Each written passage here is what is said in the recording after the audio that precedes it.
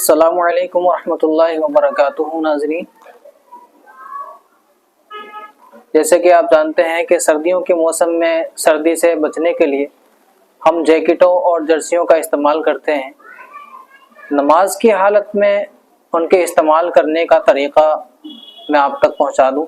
کہ اگر جیکٹ یا جرسی کی وضع یعنی اس کی بناوٹ اس طرح کی ہے کہ اس کو اندر کو بارڈر کو موڑا جائے گا تو اس سے نماز میں کوئی خرابی نہیں واقع ہوگی، لیکن اگر اس کی وضع اس کی بناوٹ ایسی ہے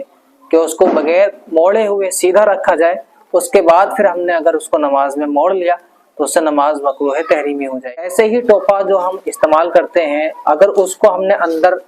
کو یا باہر کی جانب اوپر کو موڑ لیا اور اس کی وضع ایسی نہیں تھی، یعنی وہ ایسا نہیں بنا ہوا ہے کہ اس کو موڑا جائے، اور ہم نے لمبائی سے بچنے کے لیے یا اس کو اوپر کرنے کے لیے موڑ لیا ہے اس کو، تو اس سے نماز مکروہ تحریمی ہو جائے گی، جس کا دوبارہ پڑھنا ضروری ہوتا ہے۔ اور اگر اس کی وضع ایسی ہے کہ اس کو موڑا جائے گا اوپر،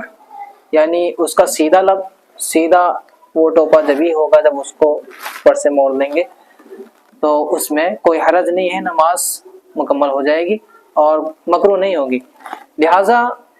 اپنے کپڑوں کی حفاظت کریں اور موڑنے سے نماز کی حالت میں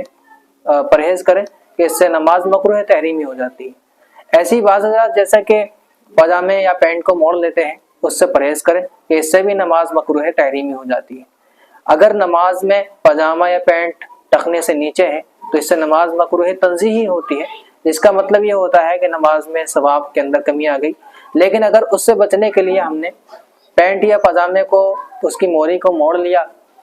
تو اس سے نماز مکروہ تحریمی ہو جائے گی، جس کا دوبارہ پڑھنا ضروری ہوتا ہے۔ لہٰذا نماز کی حالت میں کپڑے کو کسی بھی طرح سے موڑنے سے آپ پرہیز کریں تاکہ آپ کی نماز کی ادائیگی مکمل طریقے سے صحیح ہو سکے۔ السلام علیکم ورحمۃ اللہ وبرکاتہ۔